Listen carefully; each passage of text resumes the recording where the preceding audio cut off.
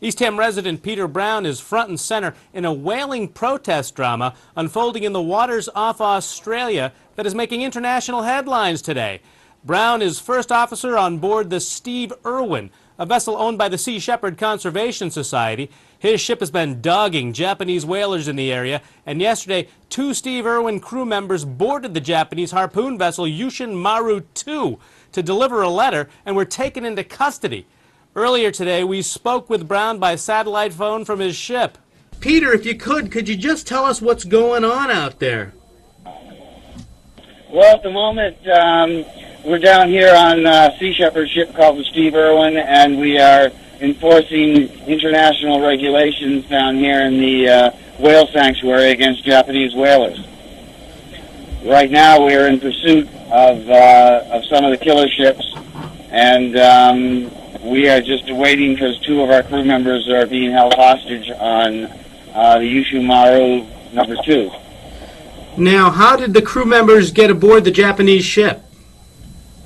Well, we were down here and we've been trying to move the Japanese out of here, and they wouldn't respond to us, so we sent 2 crew members, an Australian and a British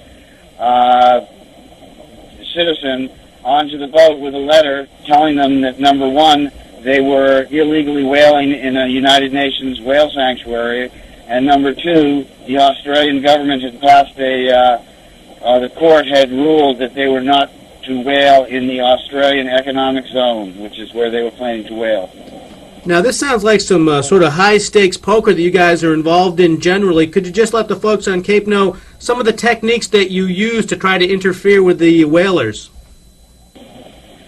Well, Captain Paul Watson and I have been friends for over 25 years, and we've done a number of campaigns against whalers, people who kill dolphins and destroy ecosystems around the world.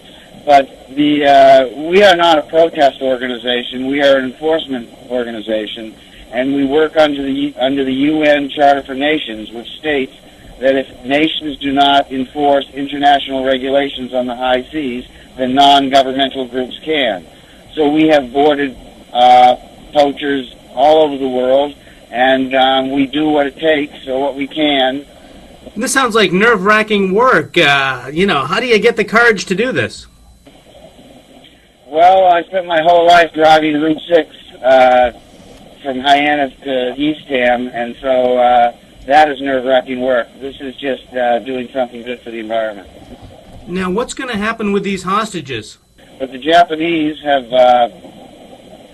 notified our office in Friday Harbor, the Sea Shepherd Conservation Society office in Friday Harbor, that there are conditions for their return. One of the conditions is that we cannot no longer protest their whaling down here, and we won't do that. So when there are hostage takers ask for conditions for return, we consider that a terrorist act.